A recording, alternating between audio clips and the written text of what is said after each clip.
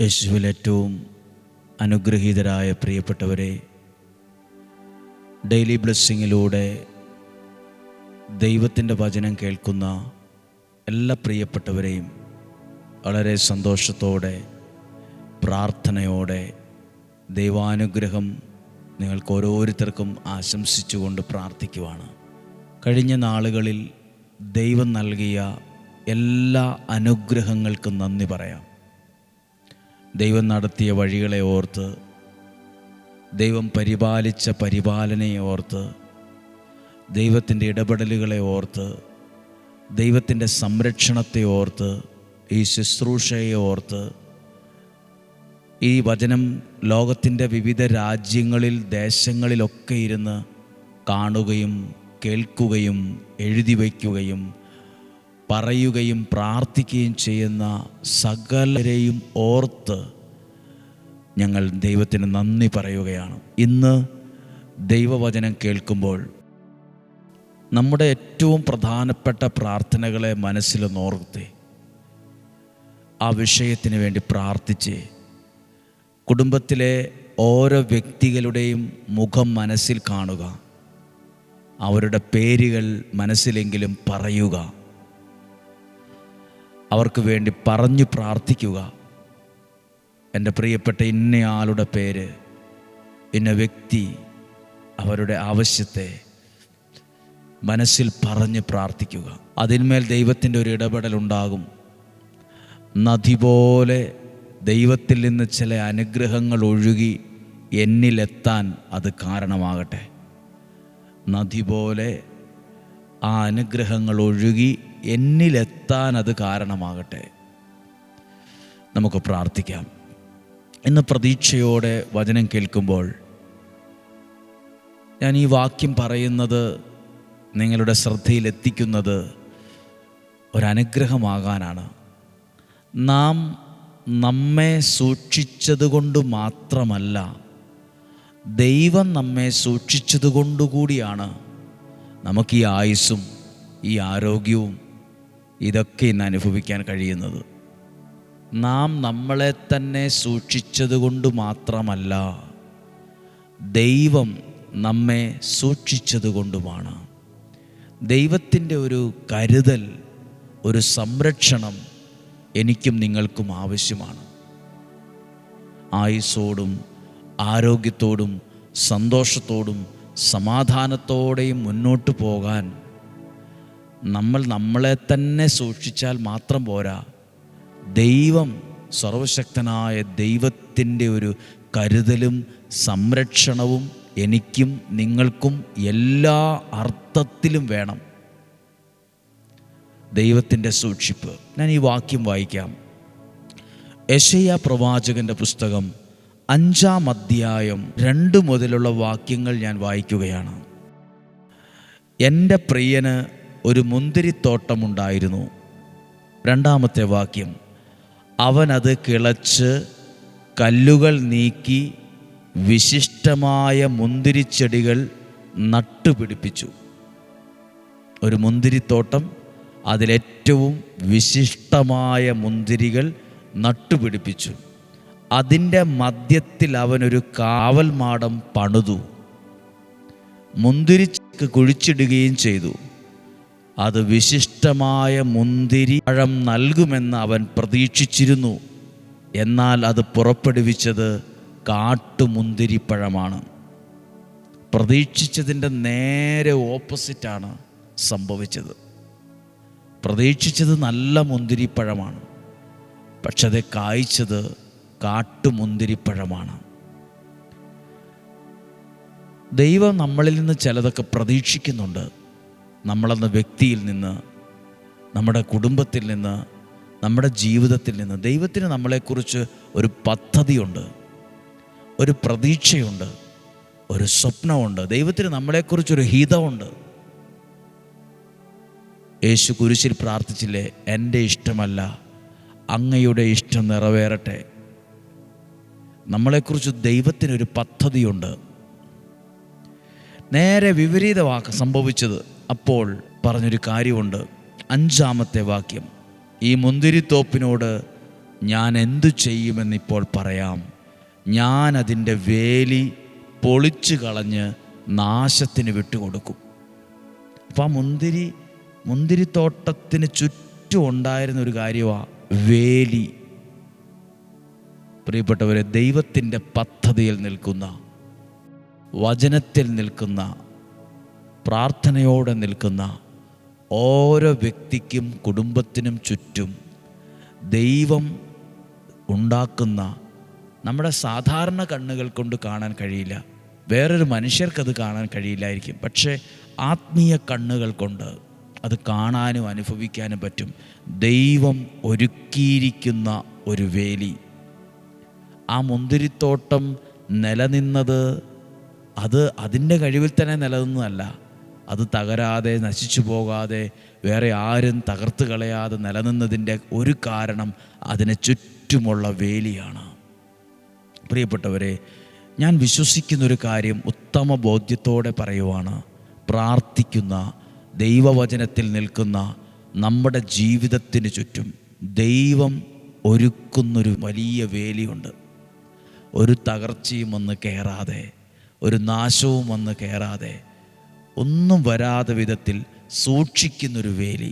ഇന്ന് പ്രാർത്ഥിക്കണം, കർത്താവേ, വചനം കേൾക്കുന്ന എന്നെയും എൻ്റെ കുടുംബത്തിലെ ഓരോ വ്യക്തികളുടെ മേലും അങ്ങൊരുക്കുന്ന ഈ വേലിയെ ശക്തമാക്കണമേ, ഉറപ്പിക്കണമേ.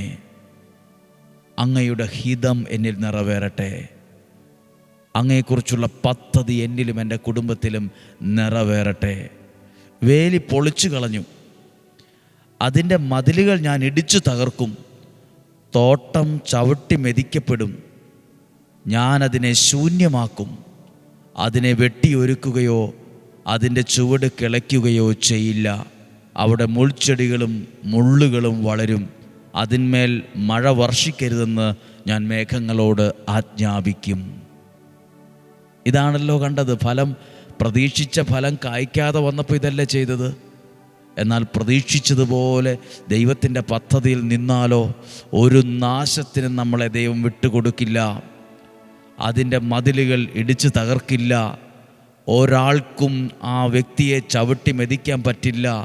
അത് ശൂന്യമാകില്ല. ദൈവം അതിനെ കൂടുതൽ ഫലം കായ്ക്കാൻ വെട്ടിയൊരുക്കും, ചുവട് കിളയ്ക്കും.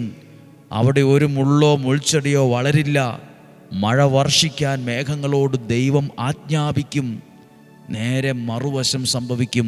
ദൈവത്തിൻ്റെ പദ്ധതിയിൽ ഒരാൾ നിൽക്കുമ്പോൾ, ദൈവത്തിൻ്റെ ഹിതത്തിൽ ഒരാൾ നിൽക്കുമ്പോൾ, ഇത് പ്രതീക്ഷിച്ചതിൽ ഓപ്പോസിറ്റ് ഒരു കാര്യം സംഭവിച്ചപ്പോൾ ദൈവം ചെയ്തതാണെങ്കിൽ, ദൈവത്തിൻ്റെ പദ്ധതിയിൽ നിൽക്കുന്നവന് വേണ്ടി ദൈവം ഒരുക്കുന്ന വലിയൊരു കരുതലുണ്ട്, ഒരു കാവലുണ്ട്, ഒരു സംരക്ഷണമുണ്ട്.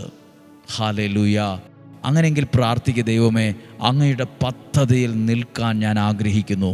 അങ്ങയുടെ വചനത്തിൽ ഞാനും എൻ്റെ കുടുംബവും നിൽക്കാൻ ആഗ്രഹിക്കുന്നു. അങ്ങ് ആഗ്രഹിക്കുന്ന ഫലം പുറപ്പെടുവിക്കാൻ ഞാൻ ആഗ്രഹിക്കുന്നു. അങ്ങയുടെ ഹിതത്തിനനുസരിച്ച് എന്നെയും എൻ്റെ കുടുംബത്തെയും ഞാനും എൻ്റെ കുടുംബത്തെ സമർപ്പിച്ച് ഏൽപ്പിക്കുന്നു.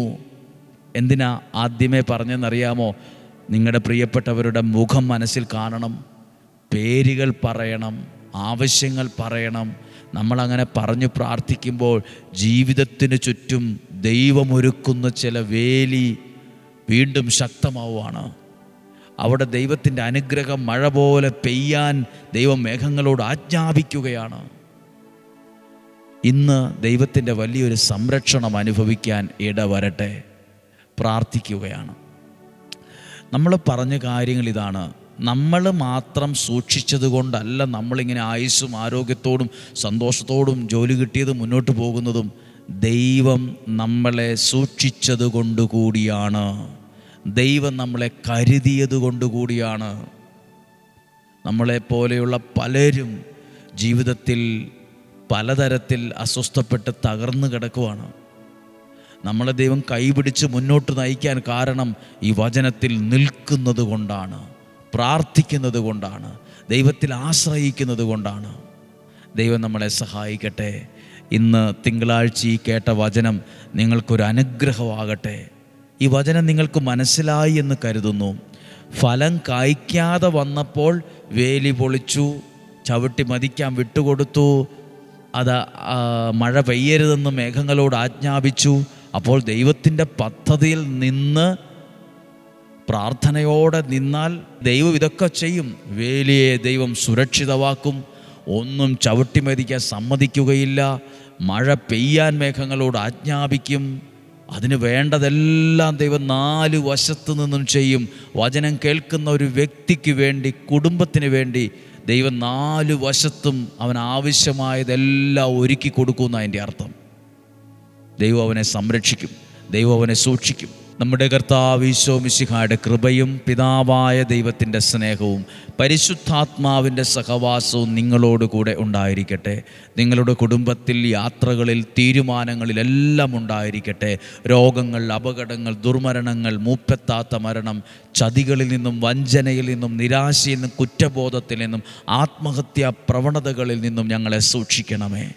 തകർന്നു പോകാൻ ഇടയാകരുത്. ഞങ്ങൾക്ക് ചുറ്റുമുള്ള ദൈവിക സംരക്ഷണത്തിൻ്റെ വേലിയെ പുതുക്കി പണിയണമേ.